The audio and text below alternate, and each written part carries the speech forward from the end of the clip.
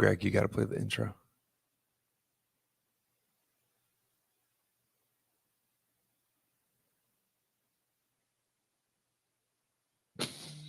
Beep, boop. No? Okay. Apparently the intro is not working. I'm just going to try to mimic the intro as best I can. So it goes beep.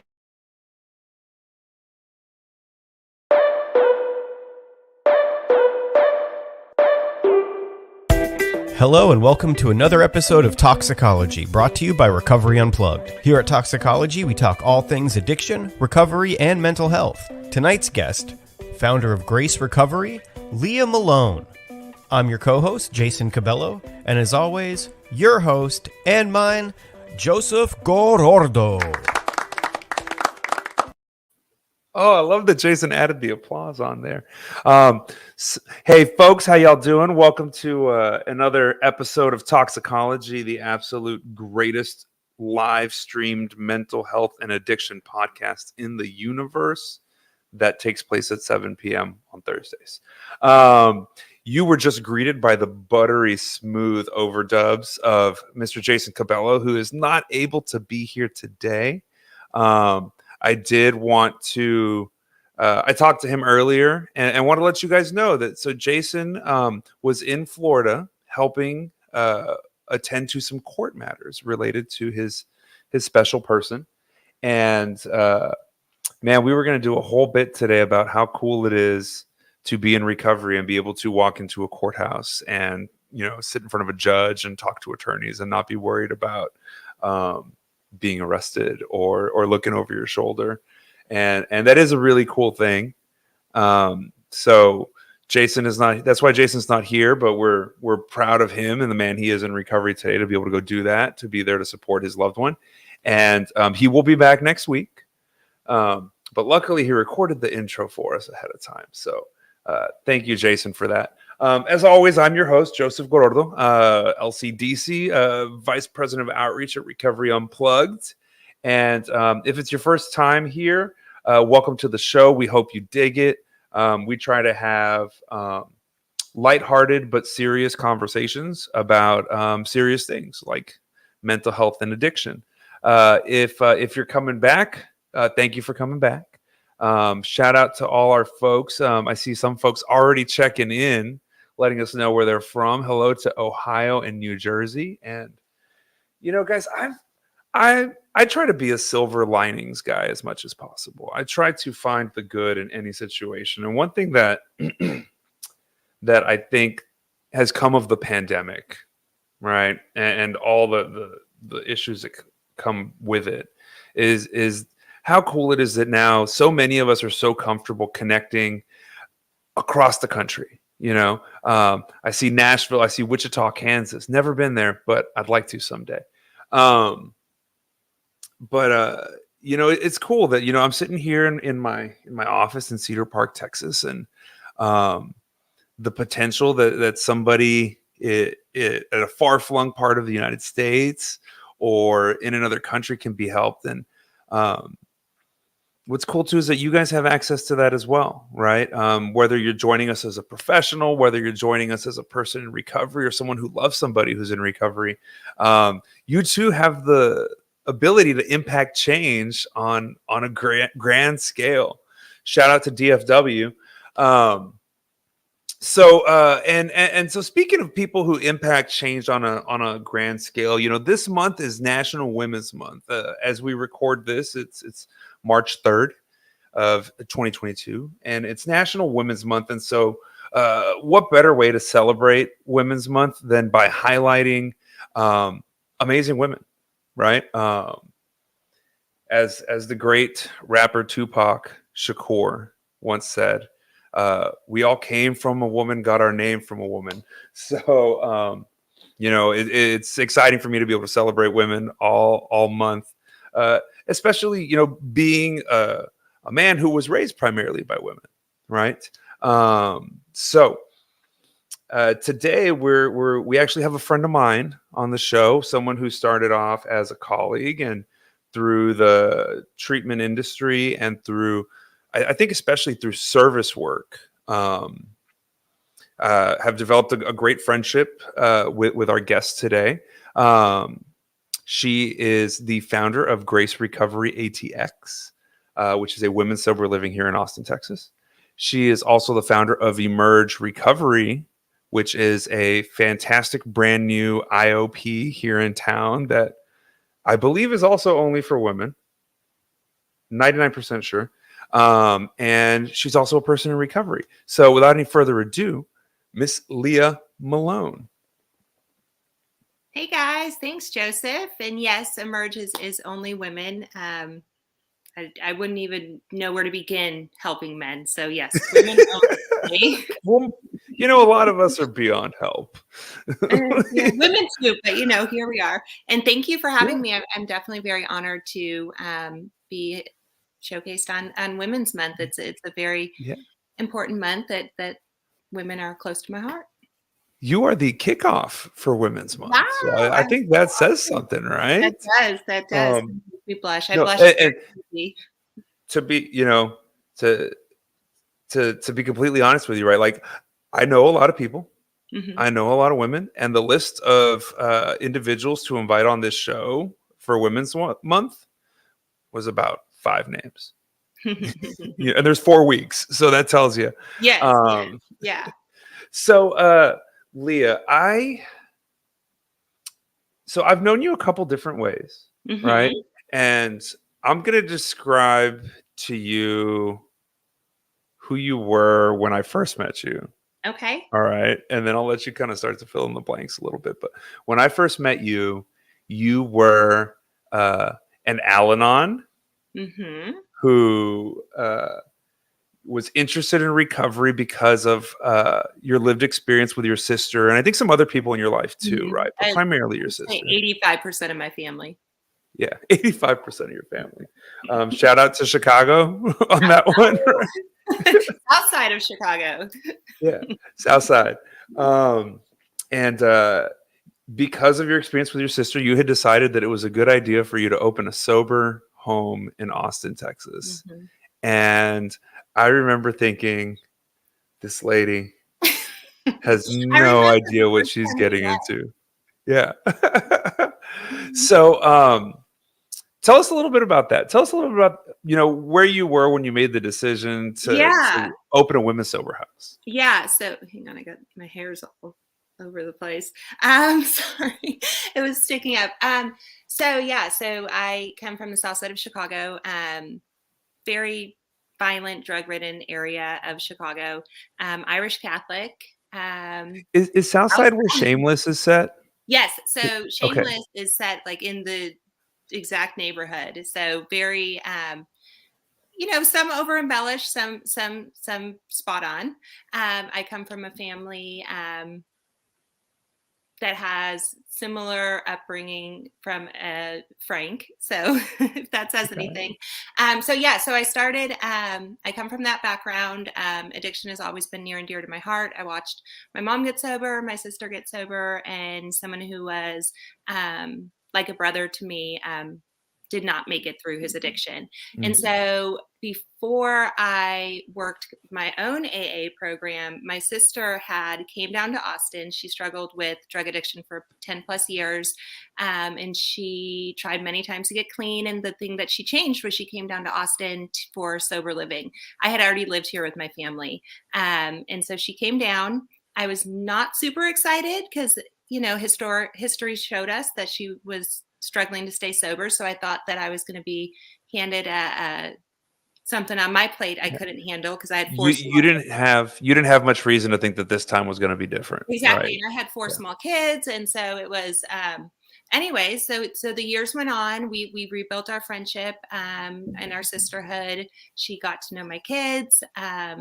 She went from not really knowing my children to me feeling comfortable that the kids would stay with her overnight. I mean, I used to get so emotional when I talked about it because that was just a really cool thing to go through with my sister, rebuilding. Just one of those blessings, right? Yeah, for sure. And so my sister was coming up on 2 years clean, and I still was in that like trauma panic mode. If my phone would ring at the wrong time, I swore it was Becca, something was wrong. And so I really, being the controlling type A gal that I am, I was going to keep her sober. I was going to put something in her life that kept her recovery fresh, that made her still interested in recovery. And so I opened the sober home in her honor. Really? So part of it was to keep her Oh, grounded. yes, it was. I had I no was going idea. to keep her sober, Yeah. and by So, doing this amazing deed. so in a sense, like this is like a super unhealthy, like Al-Anon thing, right? Horrible, If I'm gonna make horrible. her stay sober. Horrible.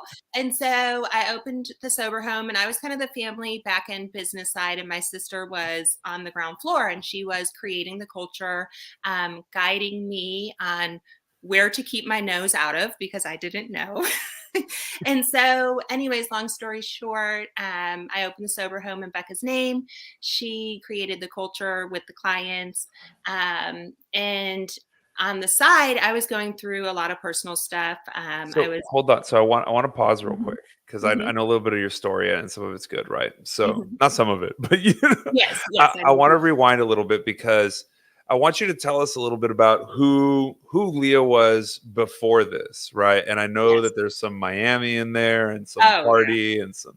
Tell us a little bit about like who you were Yes, prior to all that. yes. So, I again grew up on the south side of Chicago. Drugs and alcohol were my upbringing. I was there's three of us, my sister Becca, Natalie, and I. I was probably the most outwardly wild of the three. When people found out that Becca was the drug addict, they were shocked. They could have sworn it was going to be me. So And you so, were like the party girl who could handle it. yeah, yeah, Yeah. yeah. And I moved to Miami at 18 and just completely threw myself into that lifestyle. I was a hairdresser, a successful hairdresser, and I just loved that party scene in Miami. So I did that for a couple years. And then I met my husband. I got married at 21, and I still continued. We continued that party life together. We drank a lot together. We partied a lot together. And Did it ever cross your mind or like was it ever a thing between you and your sister of like, how can you judge me when you drink a lot too? Or like, or did you ever feel false in so trying to be like, you know what I mean? yeah, no, so I think my partying um was able to be like smoothed over a little bit because I wasn't on IV drugs. And so not while Becca was using did she say, look in the mirror yourself, but it wasn't until she got sober. And when I remember the day that I told her that I needed to go to treatment, she was like, I've been planning your intervention for 2 years.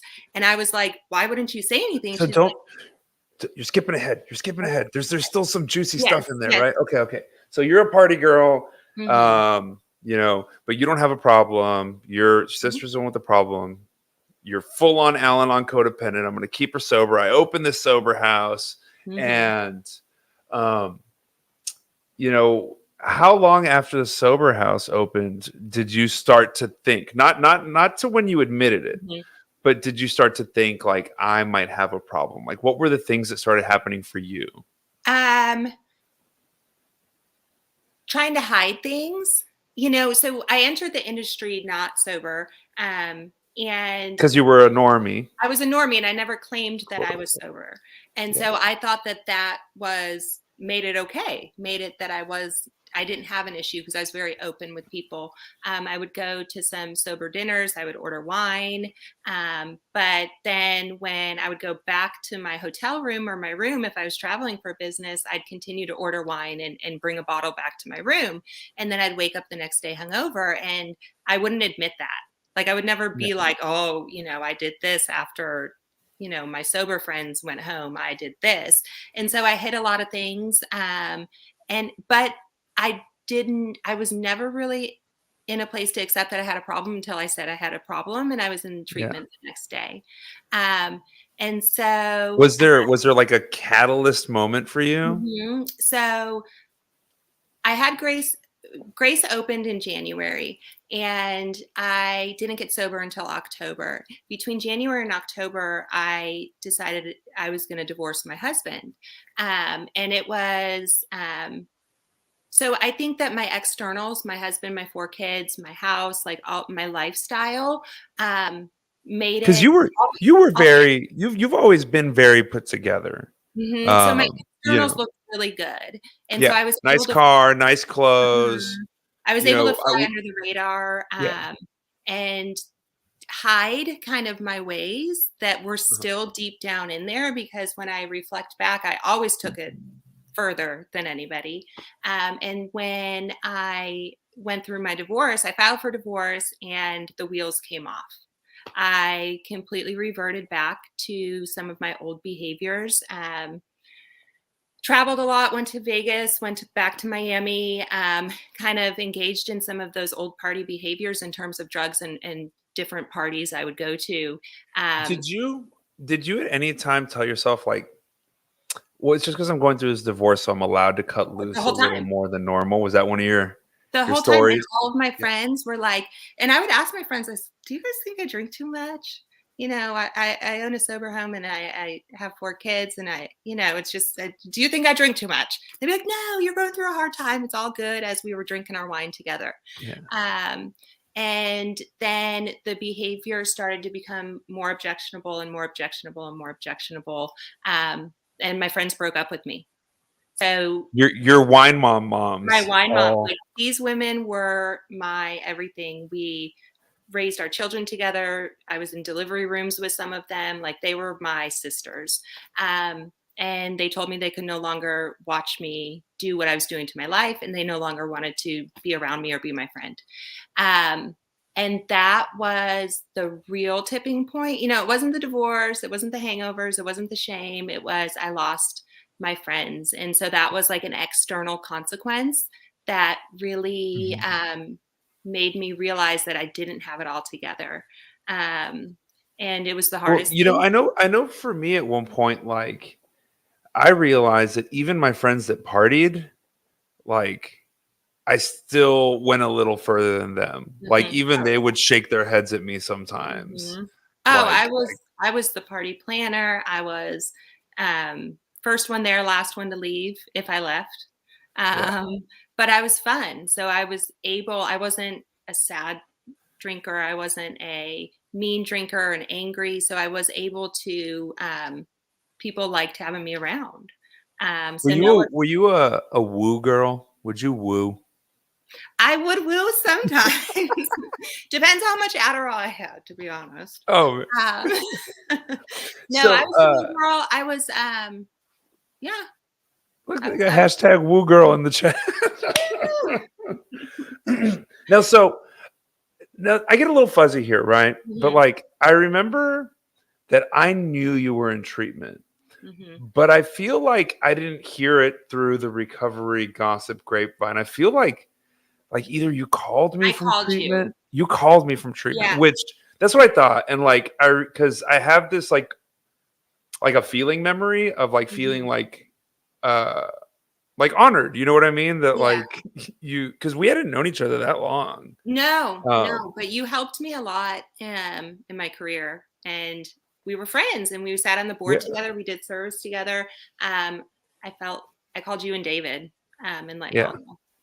that's right. Yeah, Mhm. yeah. So that's kind of cool, I don't know if you heard on the intro, I was talking about like how cool it was for Jason to be able to go to court for his Mhm. girlfriend, and like Mhm. to be the person who gets the phone call from the person who's in rehab as Yeah. opposed to being the one who's calling out. Oh, yeah, yeah. Like that's a cool experience. So Mhm. like, thank you for that. Yeah, I mean, Um, you have been pivotal in my transformation, so thank you.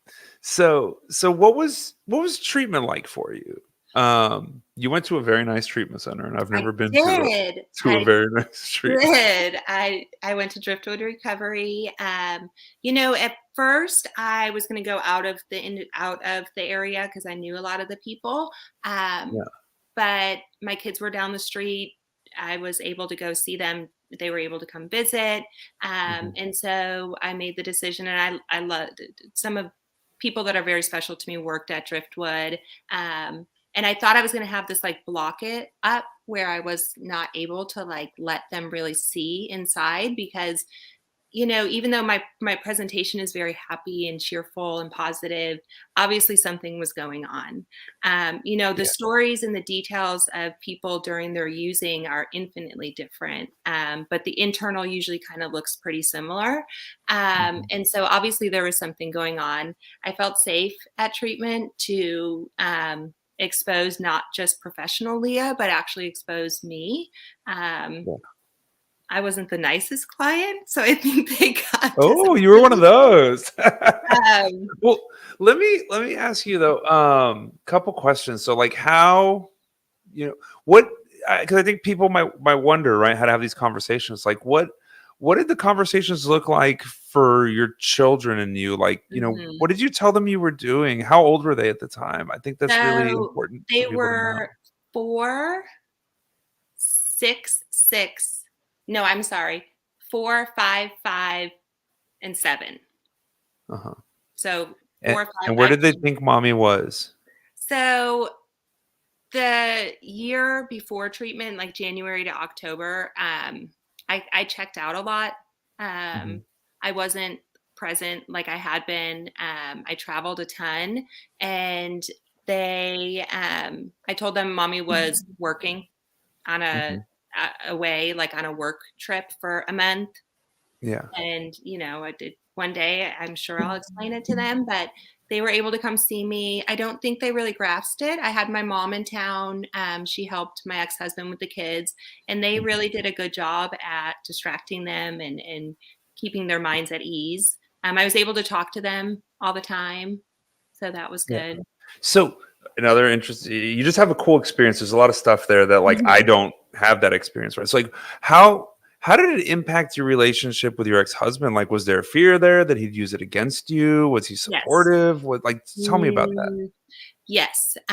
So, like I said, January to October or January to September was my divorce. My divorce was final in September. I did not go to treatment until October. That was strategic.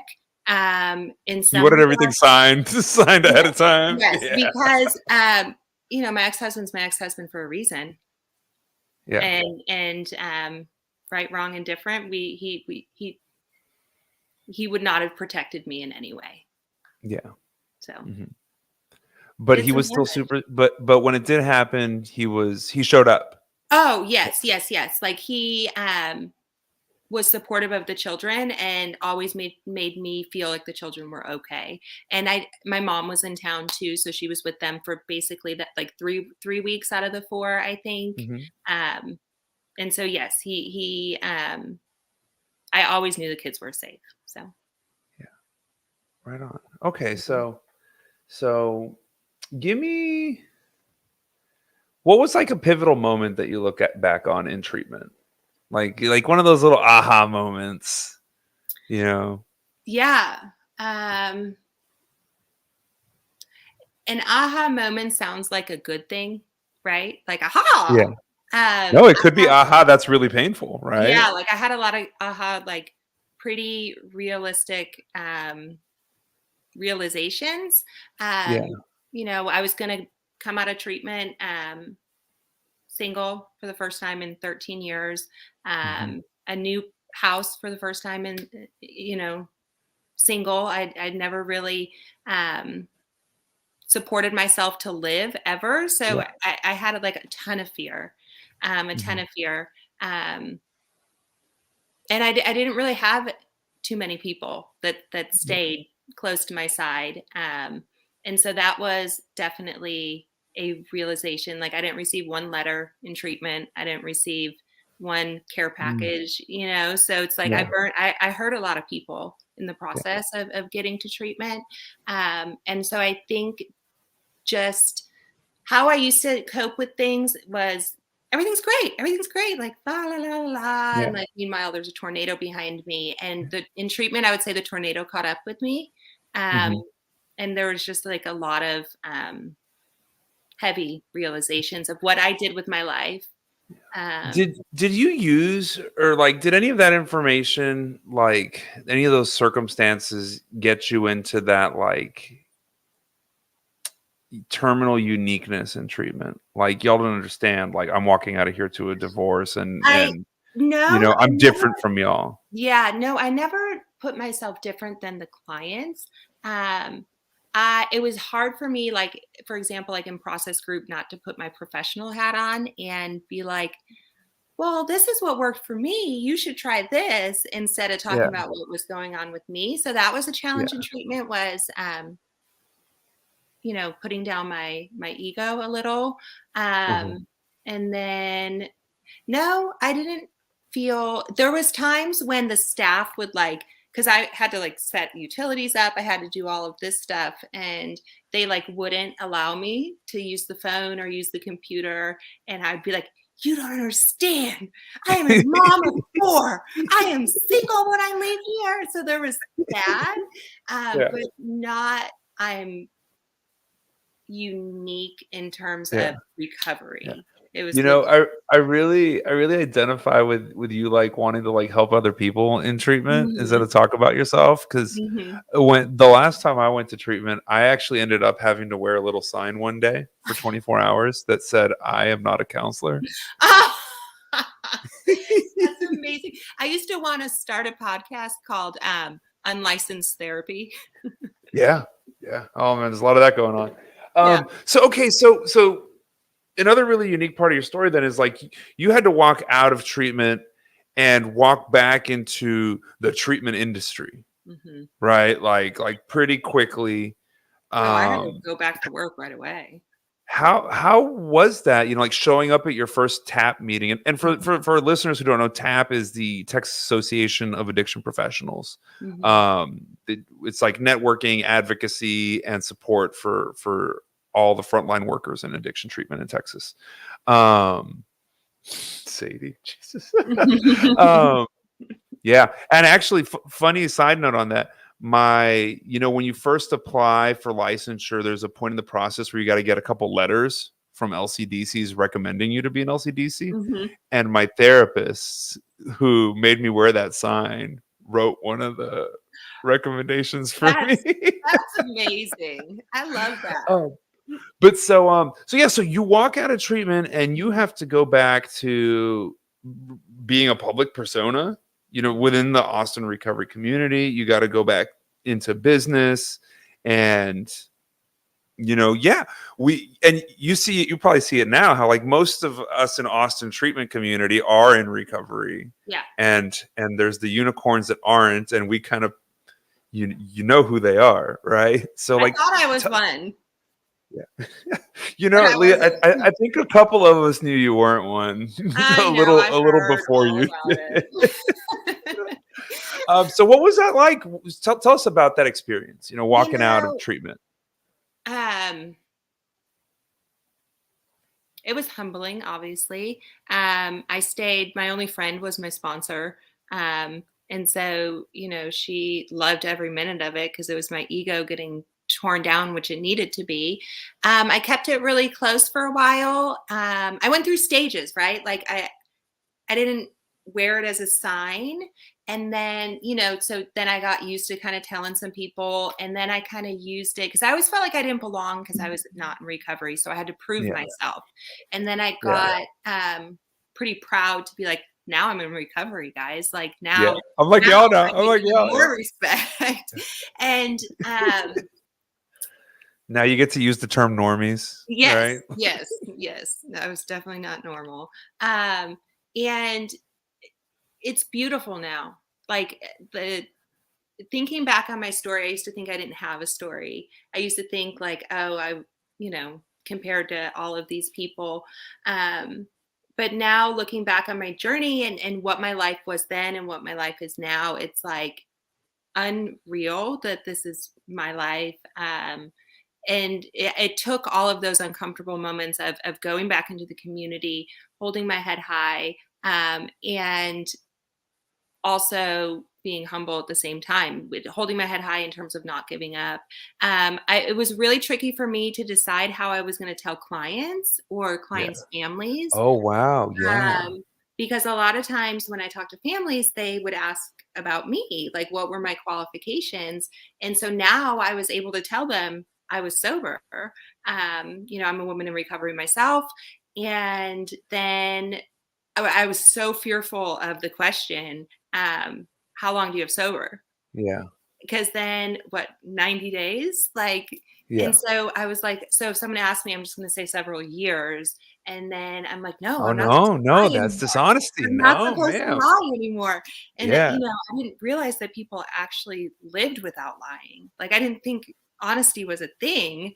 And so I knew that if I wanted to make a change, like I had to be honest. And so it was humbling, humiliating, but beautiful and very much needed for me to walk through. So I'll tell you, when you say like you felt like you didn't have a story, I think your story is really important because like me, I was down and out dope fiend, needle in my arm, right? Like that's the stereotype of what someone who needs to get sober is, Mhm. right? Um, and there's a lot of examples of that. And I think for people who are at that point, it's easy for them to say, oh yeah, like I need to go. And I see other people who were like me who did this. Mhm. But I think when someone is, living a life like you were living, right? Mhm. Like own my own business, nice car, nice clothes, purses, friends, wine moms, drinking wine from the crystal whatever glass, right? Like the bougie, Mhm. bougie one. Like Oh, I yeah, I think thought I was the I bee's think knees. that's harder for somebody to admit, right? Because the externals look so good, Mhm. And it's right? socially acceptable. Um, Yeah. Everything I did involved alcohol, from kids' parties to business dinners with my ex-husband to Yeah. girls' night. I mean, everything was alcohol. And Well, so it alcohol's the only drug that you have to explain why you don't take it. Mhm. You Exactly, know? exactly. And, in my group of friends, Adderall was too. It was like, Yeah. it was Adderall and alcohol. Yeah. Just So on the wine mom thing, Mhm. how many housewares did you have to get rid of when you got sober? Because I know y'all wine moms like to have like the little Oh, dish towel that says I love wine and the so t-shirt and much. the Like, I yeah, even now the I'm Yeti moving. shaped like a wine glass, Oh, I had right? them with All my that. name on them. I got, like, all of my girlfriends, we all had matching wine Yetis with our names on them and all of this stuff. And it's funny, I'm moving right now. So when I was in treatment, my mom and a dear friend of mine moved all of my stuff into my new house. So I Uh-huh. didn't get to pack anything up. So anything Yeah. that was mine there came with me here. And so I'm moving now. And so I get to go through all of the stuff that I didn't go through before. And whew, there's a lot of alcohol stuff in terms of like fancy glasses and decanters and like all of this stuff. And I'm like, The aerator and oh, the oh, accoutrement and all that. exactly. I mean, it's all at Goodwill. I brought everything to Goodwill. So yes, there was a lot of wine Yeah. paraphernalia. Yeah. So so okay, so you work with women, Mhm. right? And I have worked with women in my career, right? But it's never been something I specialized in and never something I necessarily wanted to focus on, Mhm. right? Like not my thing. So, being that you've dedicated now, your professional life and a lot of your personal life to helping women in recovery, like what what's some of the stuff that like that I might not know about or that I might not think about or that people don't think about that are, maybe Mhm. challenges or things that are unique for women who are struggling to just yeah, you know what I'm saying. Connection, I think, unique to women with men. I've never worked with men, so it's hard for me to compare. Yeah, I fair know enough. what works. Yes, Maggie, it's a good question. It's a hard question. Um, but I've never worked with men, so I don't know how to compare that. But I would say, who everyone wants to feel loved and special. Yeah. Women, men, same thing. I think women are more emotional than men, so there's more emphasis on that love and connection. Teaching them self love has been like, So I'm gonna push on you a little bit. I'm pushing on you a little okay, bit on women are more emotional than men. And I'm not picking on you, but outwardly. I think that women are encouraged to show emotion more than men, or it's more accepted. Acceptable. Yes, I do agree with that. I do, 100% agree with that. And so because they're outwardly more emotional, it's very obvious, I think, that connection and almost like getting on that level is the best. I have not had the experience where when I approach a woman, or if I need to talk to a woman with a soft, like tender approach or calmness, like that it was not effective in terms of getting them to a place where they can talk to me. A lot of times we get so worked up that they won't even hear what you say. And so I think that coming in more from like a friend, like, hey, I'm walking beside you, and not in front of you, not telling you or dictating. It's more like encouraging women that like women are kind. And so like I think a lot of women in addiction have had traumatic experiences with other women, or have been just conditioned to not let girls in. I know me personally, I have an issue because of the trauma I went through with my girlfriends. For a while there, like I wanted no girlfriends, like none. And so I think a lot of women in recovery in the beginning find it hard to connect with women. And so just showing them that, it's not going to be forced, but just getting on their level and being with them as a sister in recovery is important. I think it's it's like that therapeutic relationship is the most important thing. I think when helping anyone in any regard, it's that connection on the front end that's going to get them to a safe point to hear what you're saying. Yeah. So when you opened your house, I think one of the things that I acknowledged as a professional in Austin was that there was not enough women's houses in Austin, Texas. And I think even now, like I don't have the statistics, but I would say it's 70-30, right? About 70% of the sober living. Yeah. So why do you think that is?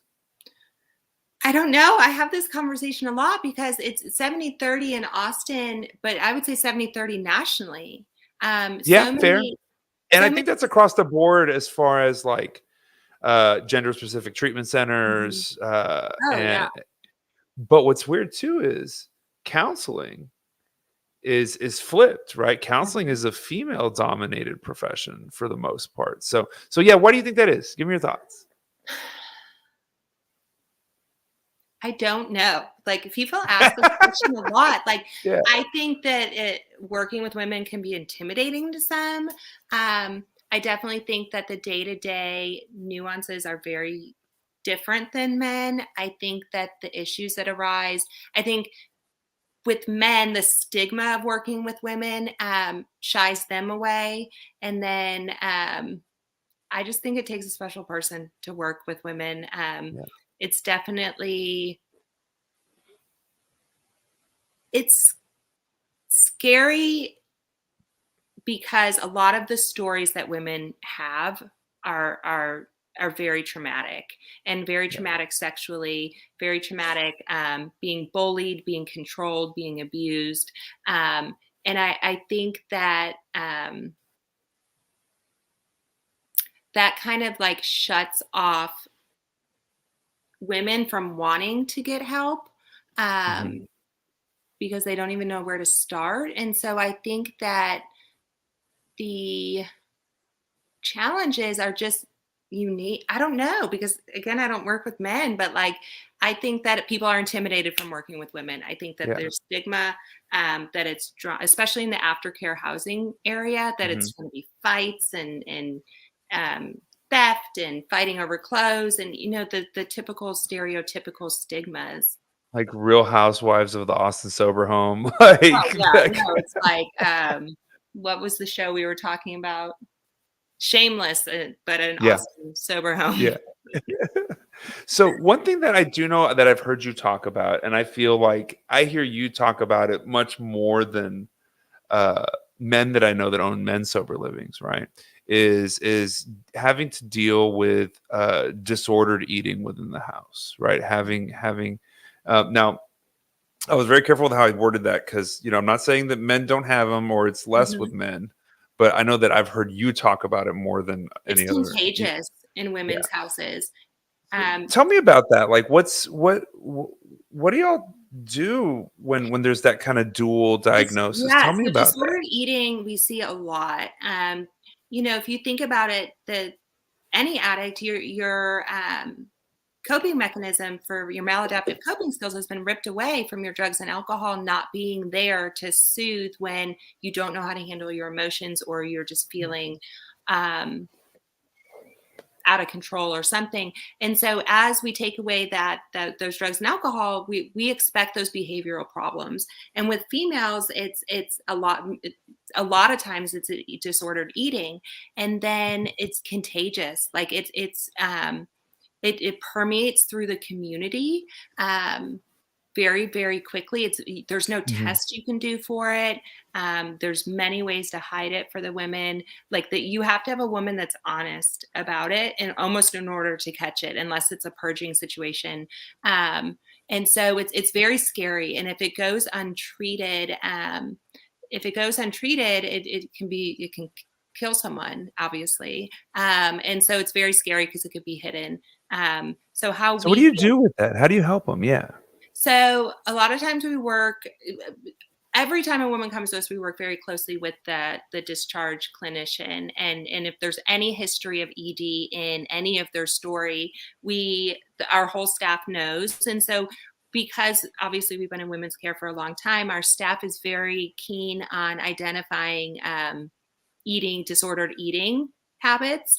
And so if it's been shown that eating disordered eating is there, we would do consult with either like an ERC or an eating disorder therapist, and then we follow their recommendations. Mhm. If they're unwilling to admit it, we would take them and get their labs drawn, and then we would see because the labs don't lie.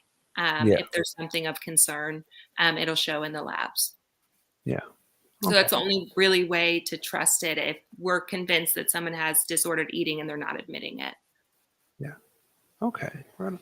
So, I know there's been a couple times where like you've called me, trying to get somebody some help and Mhm. saying like, I want them to go detox with you, Joseph. But I want them to go to this women's only place. Like she Mhm. needs a female only program.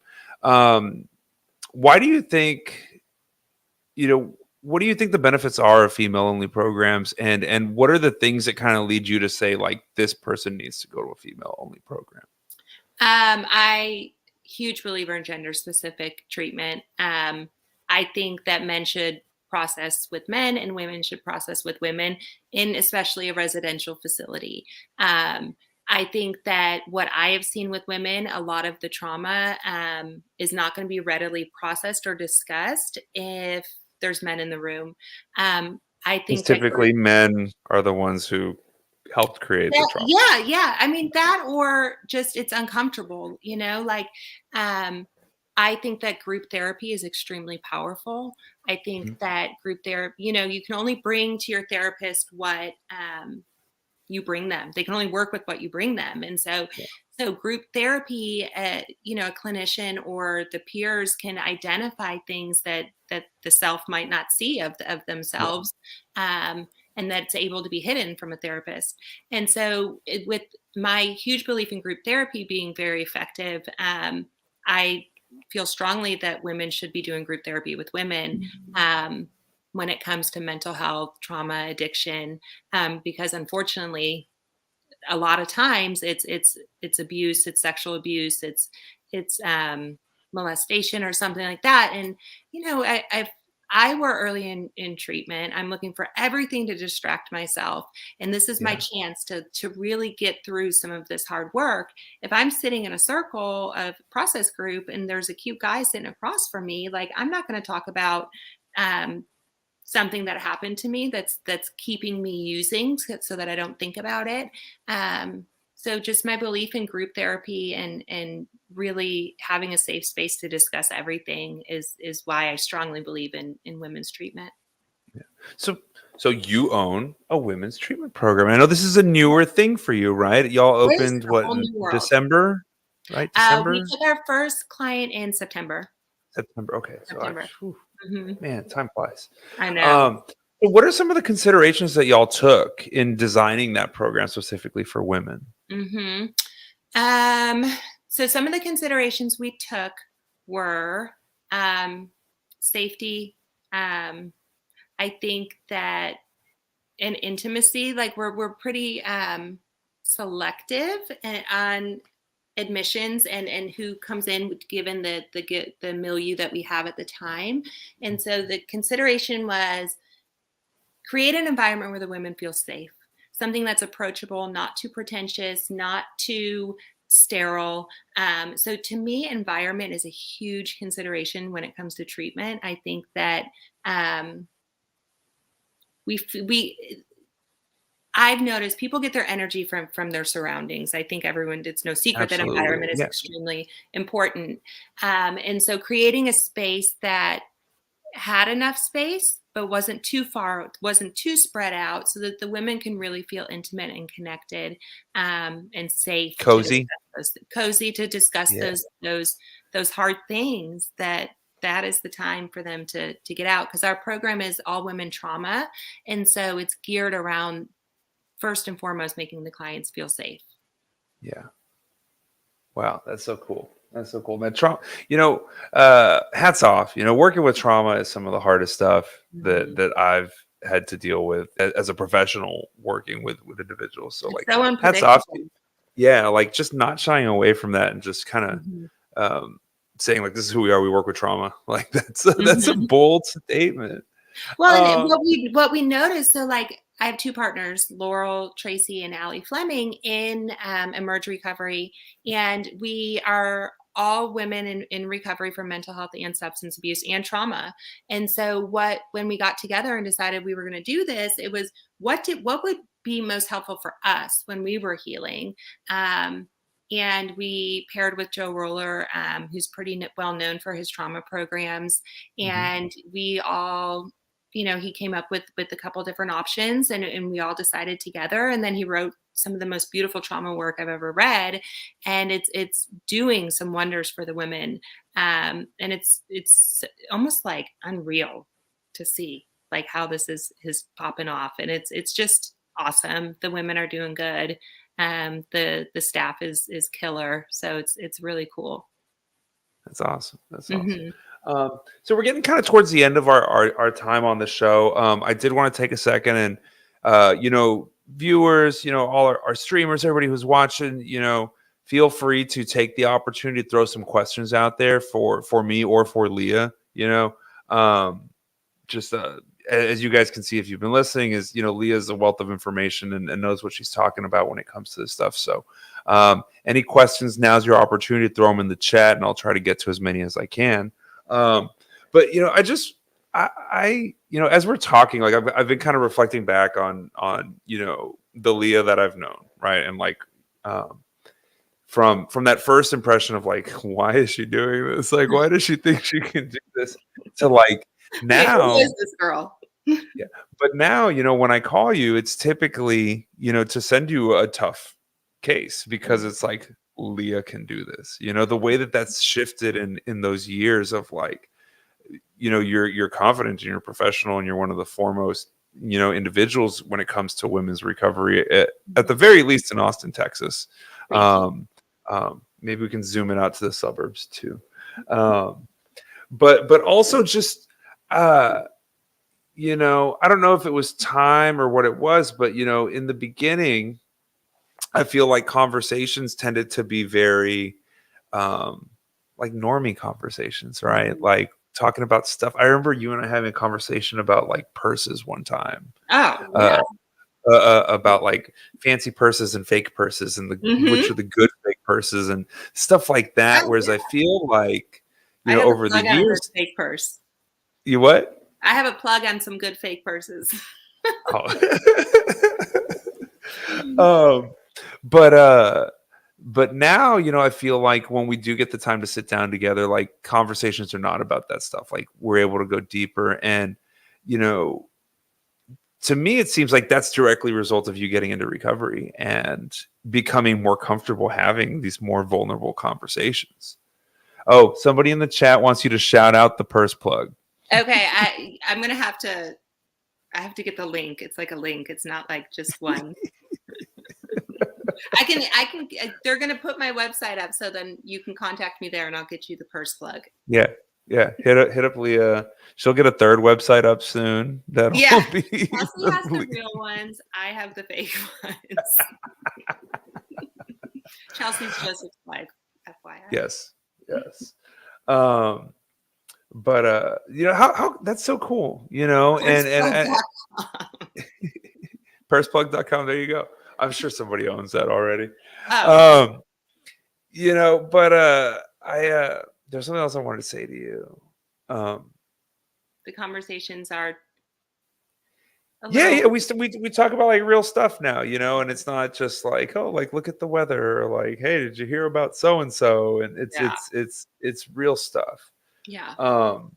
But that's what I wanted to say is like one thing that I saw you did in professional and in personal is that like you jumped into service real quick. And being on the tap board and being as involved as I am, like I see lots of new professionals show up in the industry, say they want to get involved in tap, but their motives are to promote their business and to network. Their motives are not to serve.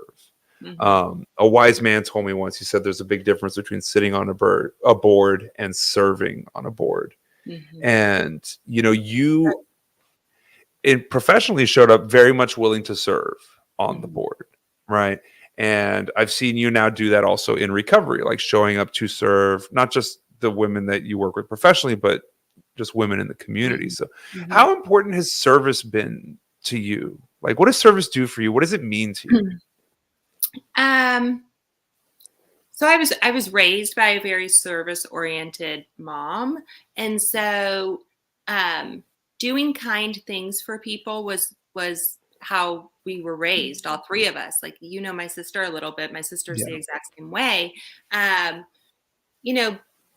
Be kind was always like driven into us, no matter what our surroundings looked like, what we were going through as a family. Like, you will be kind and you will have good manners and you will be helpful. And so it's just, I don't know. I'm a busybody. So like I could either buy fake purses or I can go help with this. And as I got sober and my priorities changed and my, everything changed. And, I get more joy from just being present and helping people and contributing. I want to contribute, not suck from. I sucked from so much things and people until I got sober. And so now it's time to give. I say something similar sometimes when I'm sharing my story about like, in my active addiction, if I entered your life, even if only for 30 seconds, I was going to take something from you, whether it be your time, your money, your sense of security, something. Right. And now I try to do the opposite in recovery. It's like, even if I only see you for 30 seconds, can I give you a smile? Can I open the door? Can I, so that's cool to hear that we're on the same page on that. We do have a question from Carol Pennington. She wants to know about, do you use religion/spirituality in your program? I think she means let's just assume let's go with both. How do you use it in your professional programs and for you personally? I always say, like, I've been in therapy my whole life. I've never felt more peace and connection since I started. There's so many pathways to recovery. I'm a 12-step gal. And so once I started working the steps and really and bringing them inward, not just checking boxes, which I attribute to spirituality, I've never felt more peace in my life. Like, it can help me get through anything. So that's my personal experience with spirituality. It's very important to me. I have daily disciplines. I do all of that. And when it comes to professionally, I'm not here to judge or push anyone in a particular way. I do believe everyone should recognize that there is something greater than themselves. But we are a 12-step emphasized company. We do honor many pathways, but we will encourage the 12 steps. Awesome. Awesome. Mhm. So, okay, rapid fire question time, Yes. Leah. You said you're a 12-step gal. What for you was the most challenging step?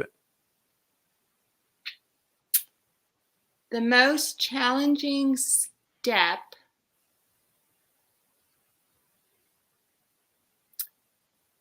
turning my will and my life over to God. Ooh, yeah, making Because that I didn't even decision. know where to begin with that. I mean, Right on. I am very alpha female, and everything in my life was because I made it happen. And so getting over that was um, a very strong desire, but took a minute.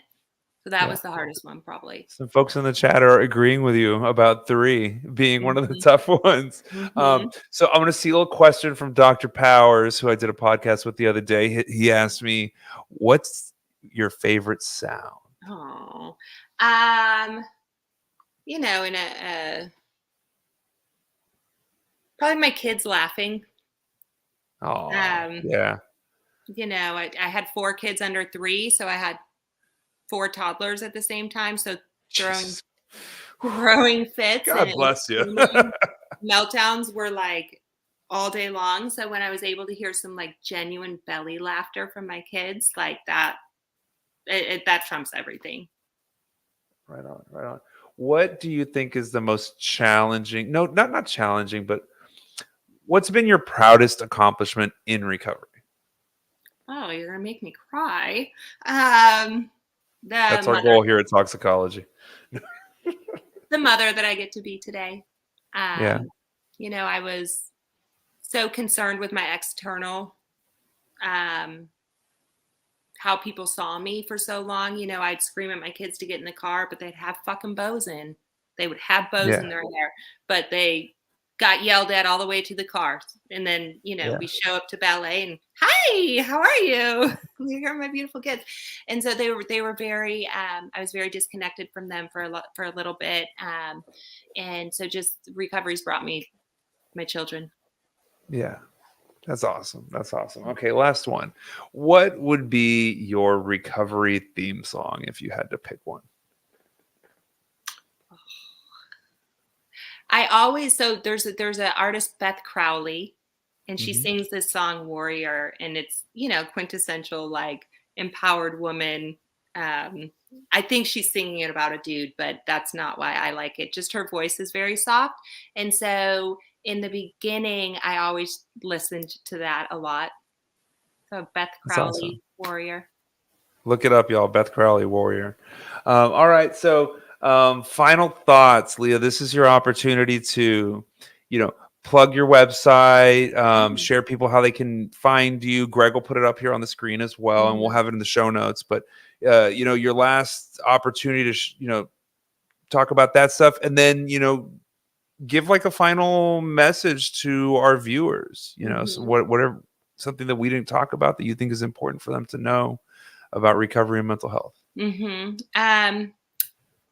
Grace Recovery, Emerge Recovery, Austin, Texas.